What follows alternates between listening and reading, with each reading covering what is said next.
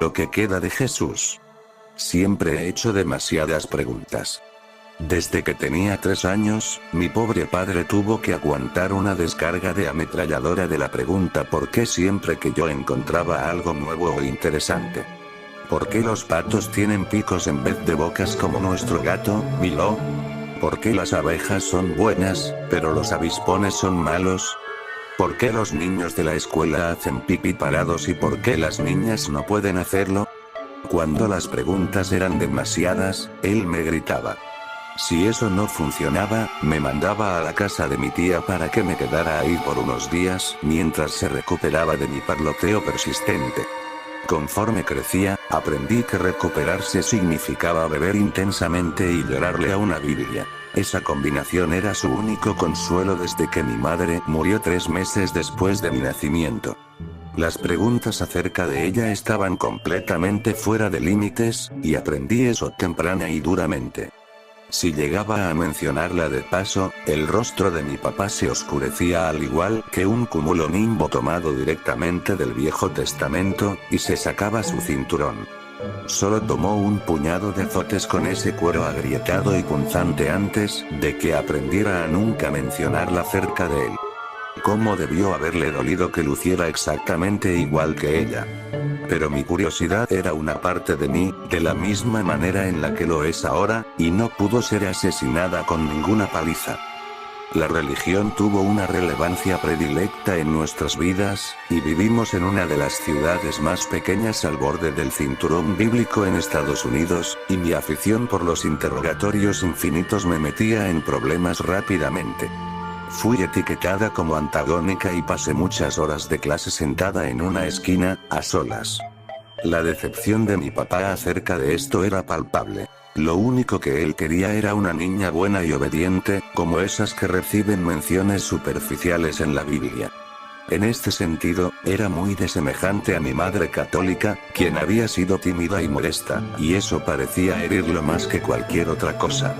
Traté de ser como él la recordaba, pero las preguntas ardían en mis senos como un fuego pequeño, causándome dolor hasta que daba a luz a mis cuestionamientos. Quería saber por qué Dios había permitido que la serpiente engañara a Eva y causara tal conflicto, cuando Dios era omnisapiente y omnipresente. Mientras más aprendía y mientras más leía, más preguntas servían en mi interior. Recuerdo cuán peligrosas se sentían, como una caldera de lava al rojo vivo esperando a reventar desde mi boca cual detonación ígnea de blasfemia. Y de entre todos los misterios, los que involucraban a las mujeres de la Biblia me consumían más que la mayoría. Previo al exilio del Edén, antes del pecado original, Eva tenía períodos menstruales.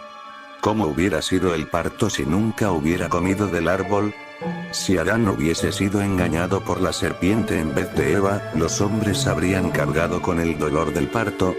¿Habrían sido las mujeres quienes se estarían esforzando en los campos hasta que volvamos al polvo? Cada vez que trataba de alzar estas preguntas, era derribada de inmediato. Lo que pasó, me enseñó la profesora de la escuela dominical protestante, con su mirada severa y aferrada. Y no es el lugar de las mujeres el argumentar contra las palabras de Dios o de los hombres. Y eso fue todo. No podía impedir que las preguntas consumieran mis pensamientos, pero estaba aprendiendo a detener mi lengua. Si las circunstancias hubieran sido diferentes, si hubiera crecido en otra parte, puede que simplemente me hubiera hecho atea. Mis preguntas no respondidas y las frustraciones crecientes me habrían alejado de la iglesia en vez de empujarme con más seriedad dentro de la religión.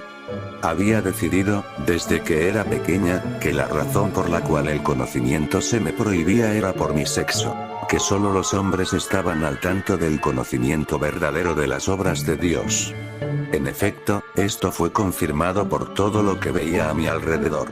Todos los predicadores y los pastores eran hombres, y los padres reinaban los hogares.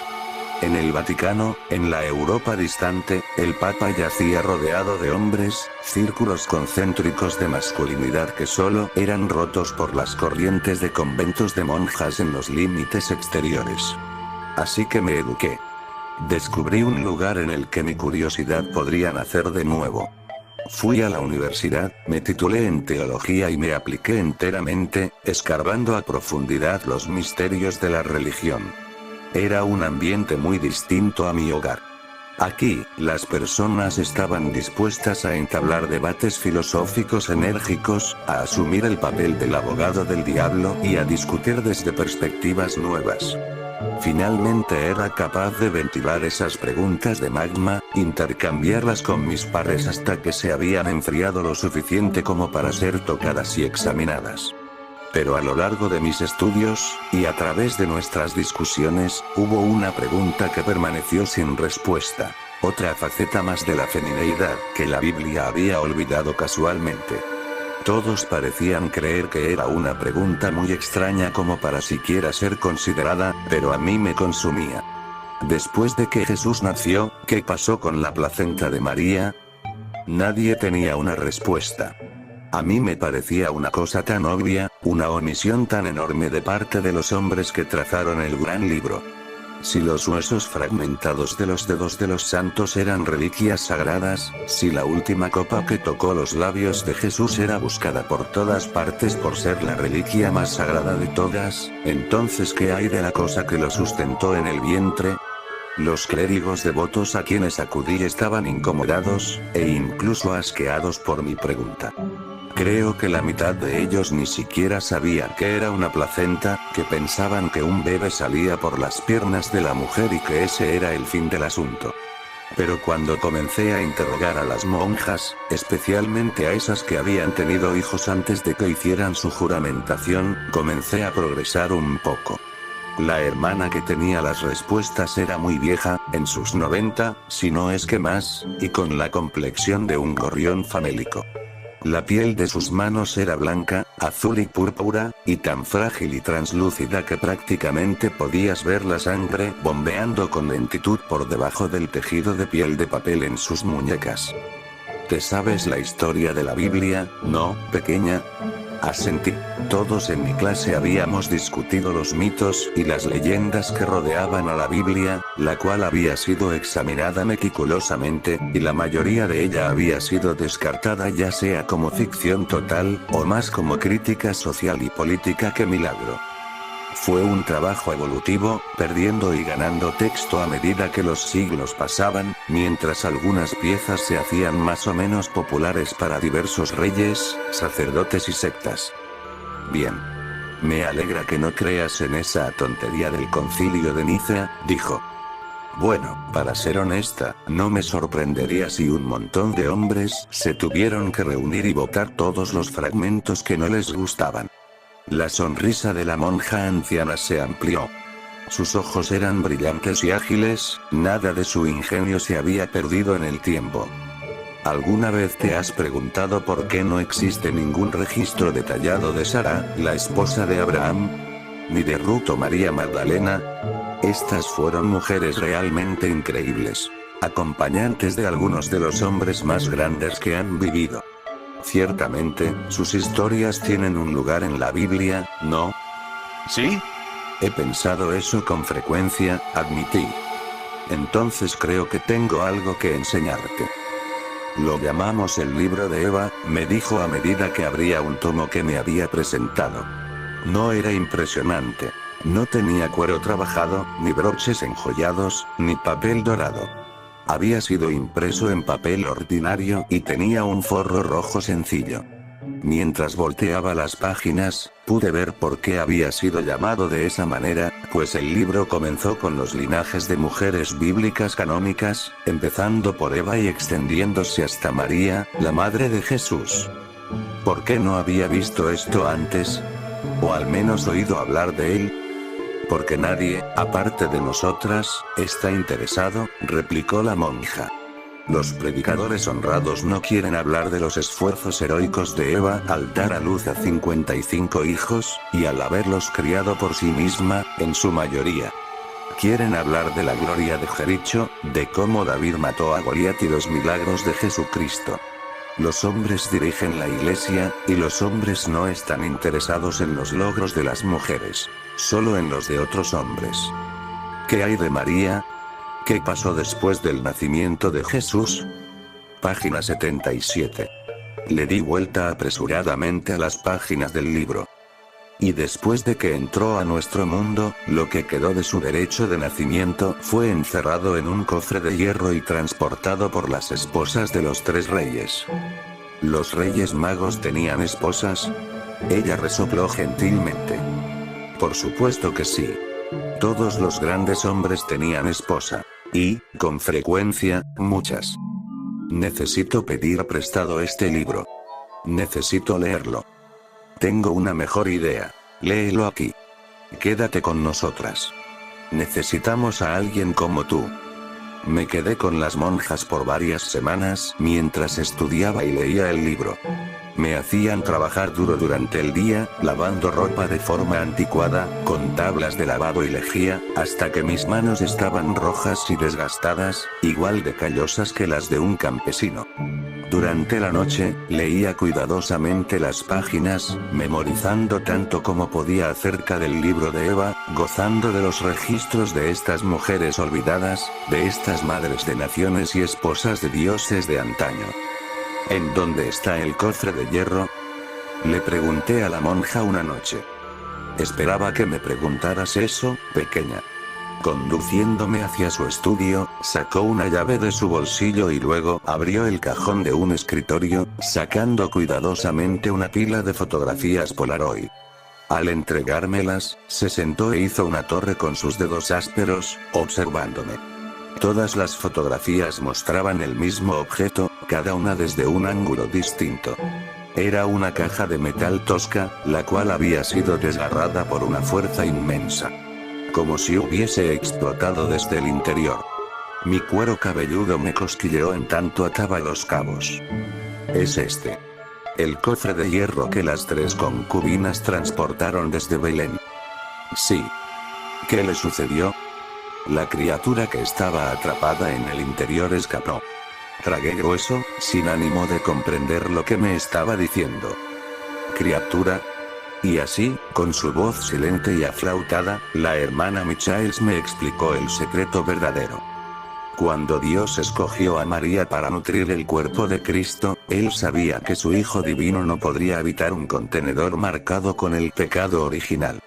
Para contener a Cristo mismo, el bebé tuvo que ser purificado de todo pecado, de todas las corrupciones de la humanidad.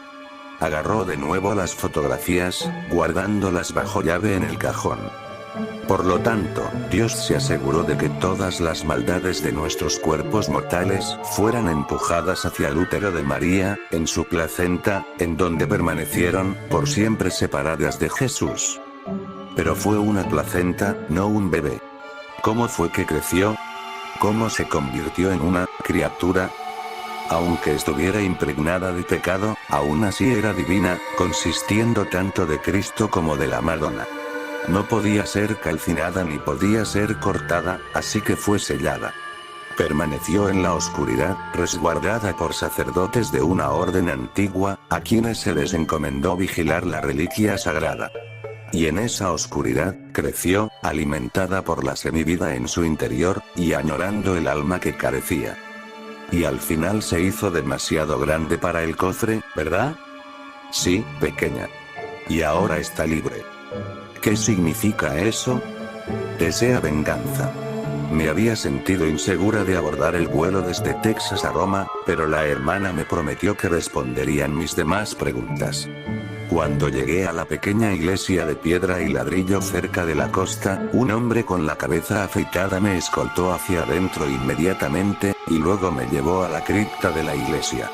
Los cadáveres de 7 sacerdotes yacían en el mausoleo frío, esperando su sepulcro. Trataron de detenerlo, me explicó el rector. Ese era su deber sagrado. Trataron de regresarlo con espadas de plata y hierro sagrados. Pero con un solo toque, divagó, señalando a los cadáveres envueltos con lino. Sus muertes fueron únicas, de formas que hicieron que mi estómago se retorciera. Mientras levantaba la sábana del primero, contemplé forúnculos supurantes por toda su cara. Rastros rojos y negros de putrefacción delineaban los vasos sanguíneos de su cuello. Había muerto en cuestión de minutos, aparentemente, sucumbiendo ante una enfermedad tan antigua, que ya no tenía nombre. Otro no tenía marcas en su carne, pero sus ojos sobresalían obscenamente por debajo de sus párpados punteados de venas. El rector me informó que se había asfixiado y murió de rodillas. Su garganta se había tapado con una lechada putrefacta de serpientes y ranas. Quizá lo más aterrador de todo fue el hombre que se había ahogado en tierra firme. Sus pulmones se habían llenado de agua salada, la cual aún goteaba por sus labios cocidos. ¿Cómo?, inquirí. Un solo toque es lo único que se necesita, explicó el hombre, apiñándose del frío dentro de su hábito de lana café. Los tocó una vez a cada uno, y luego los dejó como los ves ahora. No lo comprendo. Si hombres sagrados portando armas sagradas no pudieron herirlo, entonces ¿por qué me han traído a mí aquí? Porque la criatura no posee la forma de un hombre. No lo entiendo. La criatura es una mujer. Reflexioné acerca de eso por un momento. ¿Y crees que otra mujer puede ser capaz de detenerla?, asintió. Sí. Eres joven, fuerte y, aún más importante, no has efectuado tu juramentación inicial o final. Creemos que puede oler el toque de Dios en nosotros, y eso la conduce a la locura. Cualquiera en la iglesia que se le ha acercado, ha muerto terriblemente, como lo puedes ver aquí. Estudié la escena horripilante frente a mí. El miedo arrastraba dedos gélidos por mi espina dorsal. Hasta donde sabía, la criatura solo me mataría en el acto, sin que importara que fuera una mujer o que aún no me hubiera casado con Cristo. Por el otro lado, si llegase a tener éxito en donde hombres de gran fe habían fallado, y quería verla, más que nunca, ahora que esta última pieza de información había sido revelada. Quería saber. No estoy segura de si puedo ayudar, o de cómo. Pero estoy dispuesta a intentarlo. Con un fragmento del cofre de hierro en una cadena alrededor de mi cuello, partía mi cacería. El rector razonó que la caja de metal había sido su hogar por tanto tiempo, que el collar podría hacerme parecer más familiar ante ella, menos amenazadora. O al menos podría brindarme su atención. Supuse que descubriría al final si esa lógica era correcta o no, no es como si tuviera otras armas en mi arsenal. Mientras que la orden de sacerdotes era antigua, su sistema de seguridad era moderno, e incluía cámaras en las entradas y salidas de la iglesia. Una serie de capturas habían sido descargadas en mi teléfono, y las revisé, contemplando al ser que había asesinado con furia bíblica a una docena de hombres adultos. Era hermosa, en un sentido atemporal y clásico.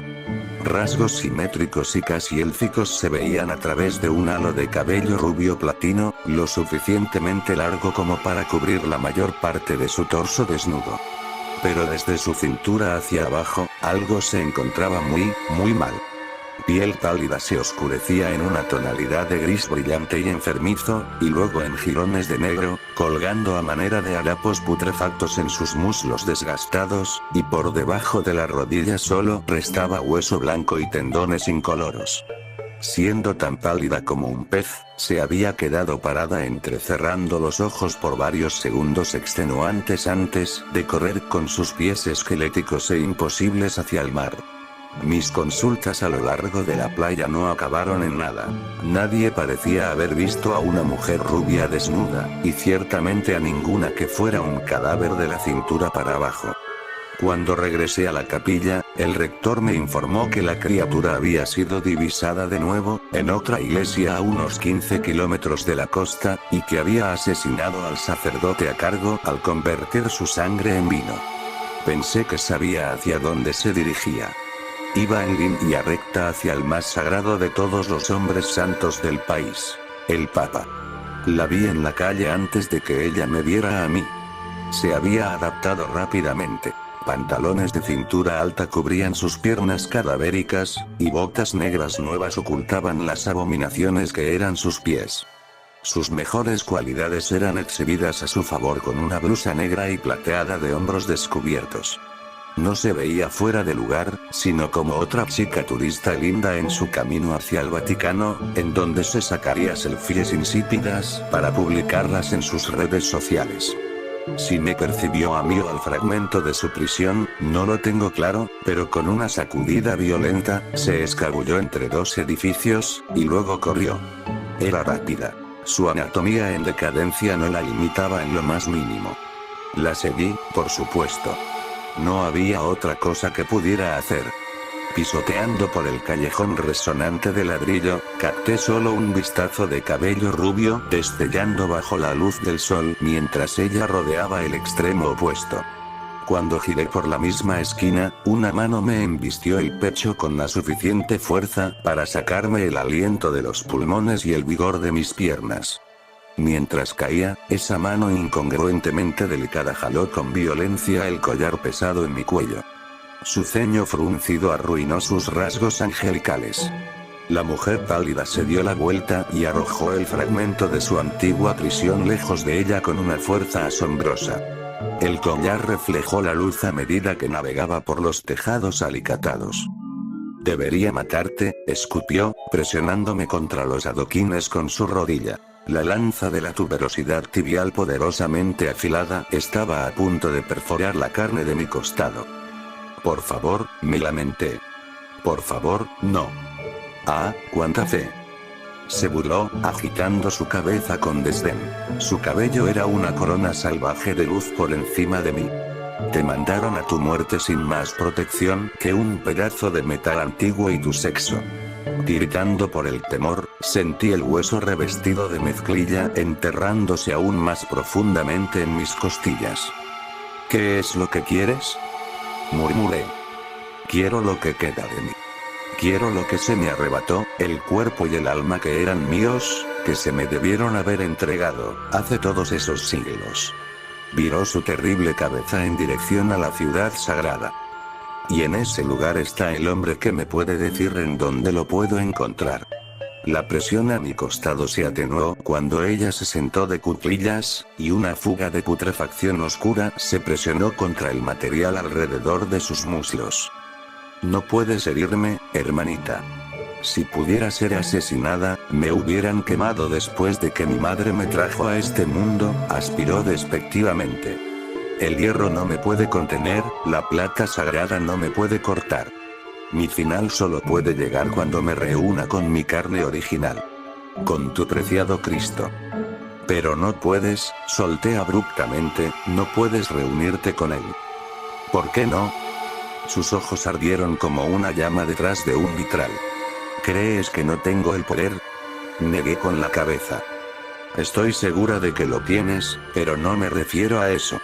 No puedes unirte con Cristo, porque está muerto. Fue asesinado hace más de 2000 años. Estás mintiendo». «No es así. Puedes encontrar su velo en la Catedral de San Juan Bautista. Puedes leer sobre su muerte en cualquier Biblia». «¿Cómo?», preguntó. Sus rasgos pálidos eran más blancos que un alma nueva. «¿Cómo murió?». Así que me senté en ese callejón asqueroso, detrás de un bloque de almacenes que apestaban a pescado, y le conté la historia de la crucifixión. Cuando había finalizado, no dijo nada. «¿Me vas a matar?». Ella negó con la cabeza. «No. No te voy a matar». «¿Qué vas a hacer?». «Creo», empezó, viendo por encima de los tejados al sol resplandeciendo desde las nubes, «que encontraré a los descendientes de quienes lo mataron. Y luego extinguiré sus vidas, y tomaré sus almas para llenar el agujero doliente en mi interior». Me sentí enferma, mareada y helada por el pánico. «Pero eso equivale a miles de personas, millones, incluso». Ella me sonrió. Sus colmillos se asemejaban a los de los felinos, demasiado perfectos. Su mirada era beatífica. «Pues, es un agujero muy grande. Está ahí afuera, cazándote. No le importa que no tengas control sobre tu ascendencia, que tu linaje no sea más que un capricho del destino, el mero accidente de quien engendró a quien. Nos lo causamos nosotros mismos cuando matamos a nuestro Salvador. Pero lo peor de todo es que no creo que estarás saciada. Con un agujero del tamaño de Dios dentro de ti, ¿cómo es posible que llegues a estar satisfecho? Y no puedo dejar de pensar en la ironía nefasta de esto. Toda la vida humana ingresó al mundo por medio de Eva, y ahora toda la vida humana será expelida del mundo por otra mujer. Solo espero que no me guarde para el final.